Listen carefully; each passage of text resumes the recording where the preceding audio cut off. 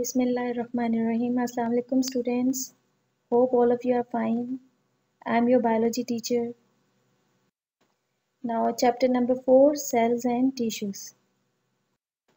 In this video lecture today we will discuss ribosomes, mitochondria and plastids. Now let's start from the ribosomes. Okay, ribosomes are tiny granular structures that are either floating freely in cytoplasm or bound to endoplasmic reticulum. Okay, so look at this, that is a endoplasmic reticulum, and these small structures, these are the ribosomes. It means they are attached with the endoplasmic reticulum. So ribosomes, these are tiny granular structures. They are either floating freely in cytoplasm or bounded to endoplasmic reticulum. So in both form, ribosomes are present in the cytoplasm. Now each ribosome is made up of almost equal amount of protein and ribosomal RNA. Okay, so it means chemically ribosomes are made up of protein and ribosomal RNA, and they are present in equal amounts. Okay, so ribosome is made up of almost equal amount of proteins and ribosomal RNA. Ribosomes are not bounded by membrane and so are also found in prokaryotes. Okay, so ribosome is not membrane bounded structure, and ribosomes are also present in prokaryotes. Okay, now look at the structure of ribosomes. Okay, so these are not bounded by any membrane and they are also present in prokaryotes. Eukaryotic ribosomes are slightly larger than prokaryotic ones. Okay, so look at this is the prokaryotic ribosome, that is eukaryotic ribosome. So if we just compare the size of the ribosome, so eukaryotic ribosomes are slightly larger than prokaryotic ribosomes. Okay, so ribosomes are the site of protein synthesis. Okay, now it's mean the main function of ribosomes are the site of protein synthesis, mean formation of protein. So protein synthesis is extremely important to cells, and so large number of ribosomes are found throughout the cells. Okay, so protein synthesis is very important process in the cells. So where the process of protein synthesis occur, their ribosomes are present. Okay, ribosomes, these are the site for protein synthesis, formation of protein, that is very important to all type of cells, and large number of ribosomes are found throughout the cell.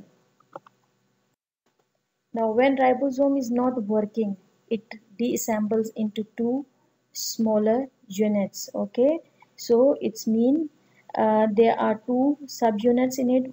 First, this one is the upper subunit and this is the smaller subunit. It's mean when ribosomes are not working, it deassembles into two smaller units. Okay, now next most important organelle is mitochondria. So mitochondria are double membrane bounded structure and found only in eukaryotes. Okay, now look at this.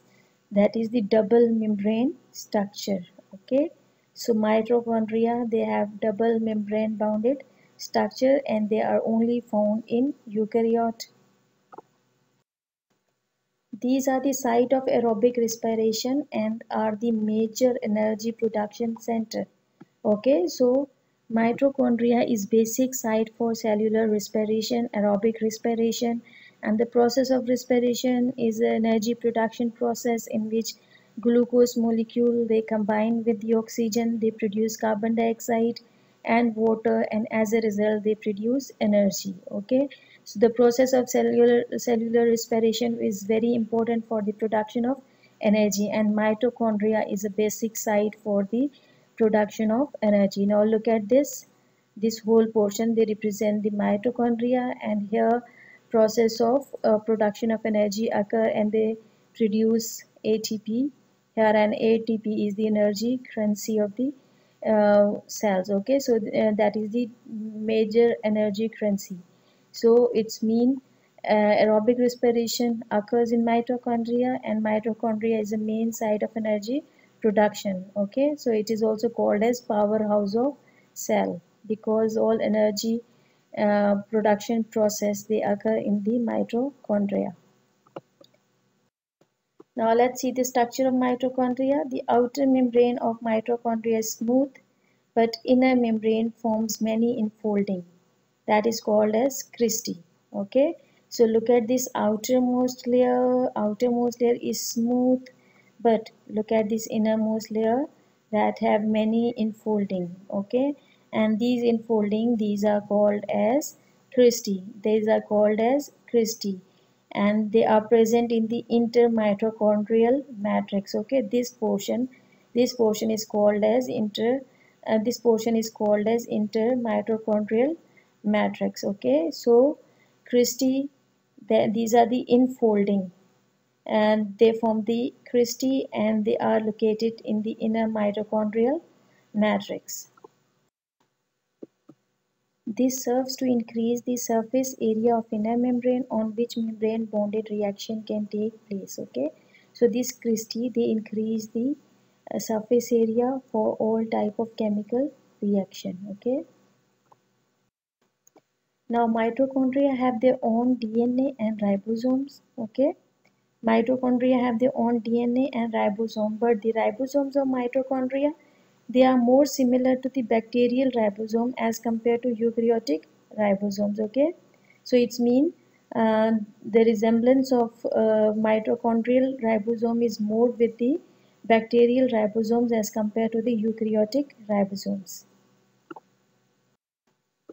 Now next important component or cell organelle is plastids. Okay, so plastids they are only present in plant cells and they are absent in animal cell. Okay, so plastid are also membrane bounded organelle that only occurs in the cells of plants and photosynthetic protists like algae. Okay, so they are only present in plants and photosynthetic protists and they are absent in animal cells and they are membrane bounded organelle. Now there are three types of plastid: chloroplast, leucoplast and chromoplast. Okay, three types of plastid. Chloroplast, green in color, they contain pigment that is called as chlorophyll. Second is chromoplast, it's been all colored part of the plant, is because of this chromoplast. And last one is the leucoplast, that is the colorless. Okay, three types of plastid: chloroplast, chromoplast and leucoplast.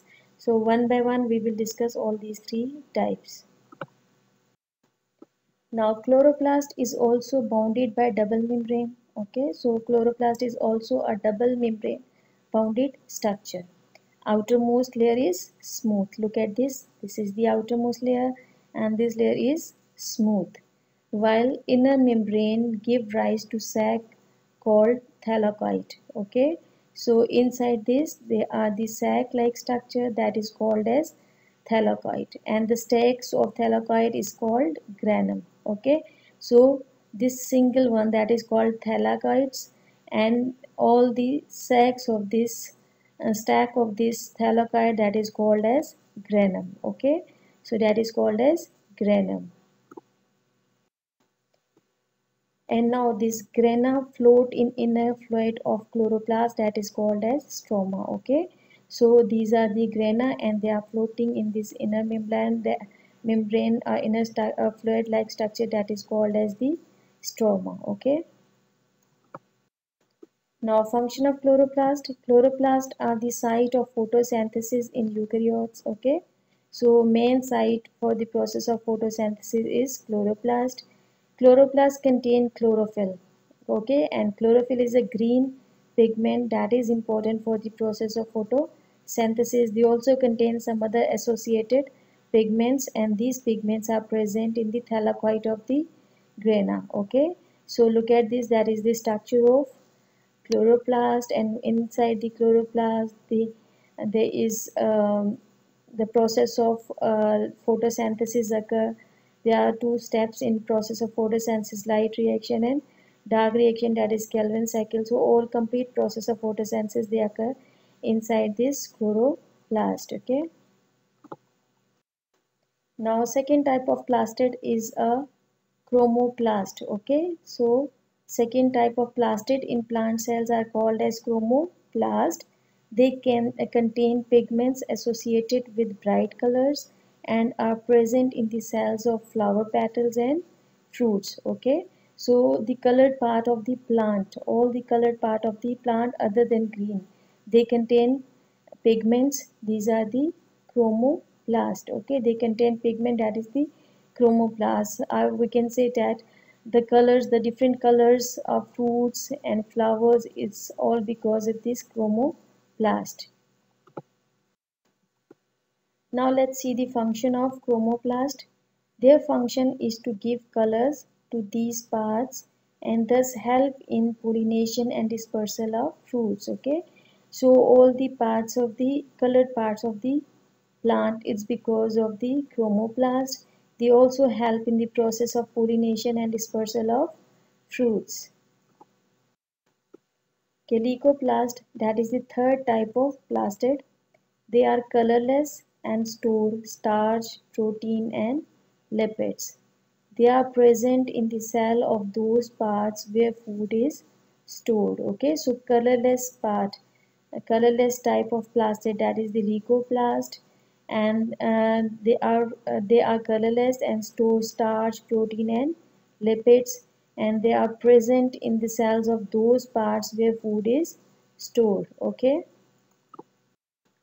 After watching this video, I hope you will understand ribosome, mitochondria and plastid. Okay, so all of you have to revise all these topic, and if you feel any problem you can contact me. Okay, take care. Allah Hafiz.